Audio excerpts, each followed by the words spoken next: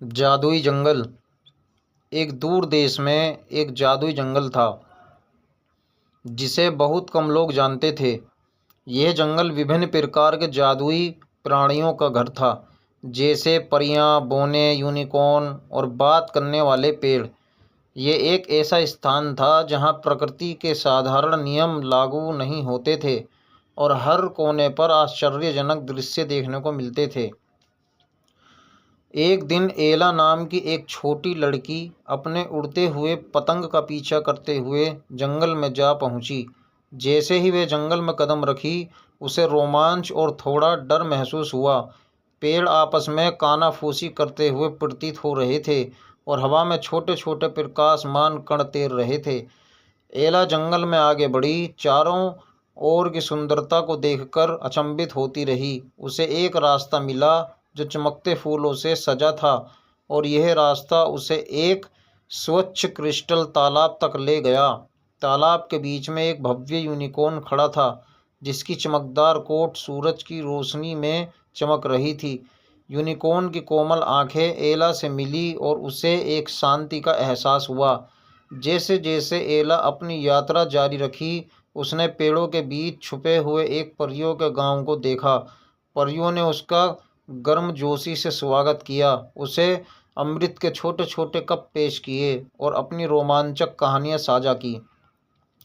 उन्होंने उसे जंगल के दिल में स्थित प्राचीन पेड़ के बारे में बताया, जो उन लोगों की इच्छाएं पूरी करता था जिनका दिल शुद्ध होता था। एला ने उस इच्छा पूर्ति करने वाले पेड़ को खोजने का निश्चय किया और परियों के निर्देशानुसार फिर से यात्रा पर निकल पड़ी।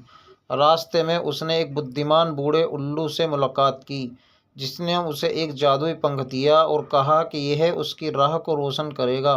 पंख की चमक से एला ने जंगल के सबसे गहरे और अंधेरे हिस्सों को पार किया और अतः प्राचीन पेड़ तक पहुंच गई। पेड़ की छाल चांदी की थी और इसकी पत्तियां एक अलौकिक रोशनी में चमक रही थी। एला ने श्रद्धा के साथ पेड़ के पास जाकर अपना हाथ उसकी छाल पर रखा और दिल से एक इच्छा की। उसी क्षण उसके चारों ओर का जंगल जीवित हो उठा और उसे एक गर्म, आरामदायक एहसास हुआ।